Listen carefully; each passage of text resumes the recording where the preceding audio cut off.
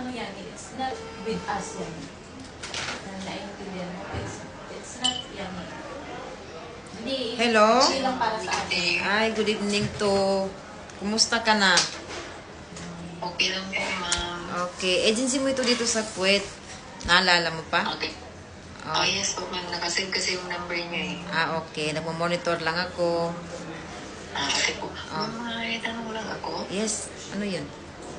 Yung, di ba yung, ito ba yung, ano yung, na iba nagkaroon ng increase ng sa Pinilis country ng $500?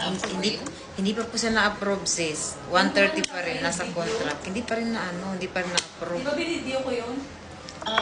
Oo, na-reject ng gold. Okay, okay. So, anong ginagawa mo dyan sa bahay ng amo mo? Naglilinis ka? Nagluluto? Nagluluto yung sa pagkain ng mga bata, ganyan. Okay. So, okay ka naman dyan. Great family naman sila. Oh, okay naman, wala akong masabi sa kanila. Kasi gano'n naman talaga sila. Tapos maliit na yung bahay din kasi kwarto lang eh. Kumbaga nakapisan pa sila sa mama nila pero kwarto lang siya. Okay. Alhamdulillah. O sige, pag isave niyo yung number ko, ito yung kahit anong kailangan niyo, mag-message kayo sa akin, okay? Okay po, ma'am. Salamat. Okay. Kasi naman po yung number niyo. O sige, mag-iingat kayo lagi dyan. Sige po, okay din po. Salamat. Welcome.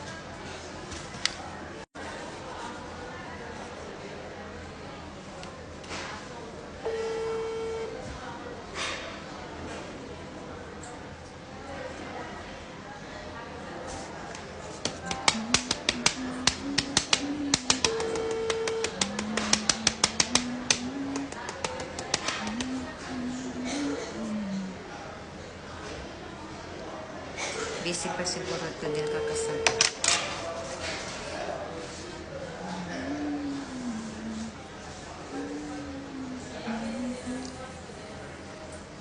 Sana mag-call back. Sis, pag hindi ka na busy, pag-call back lang ako, ha? Good evening.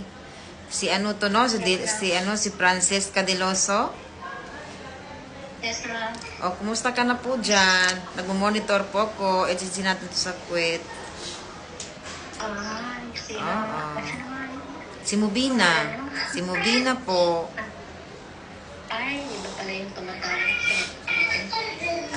Kahit sino na sa amin yung tumatawag. Okay lang yun. Pero madalas ako talaga yung nagtatawag. Opo. Kumusta ka naman dyan sa amo mo?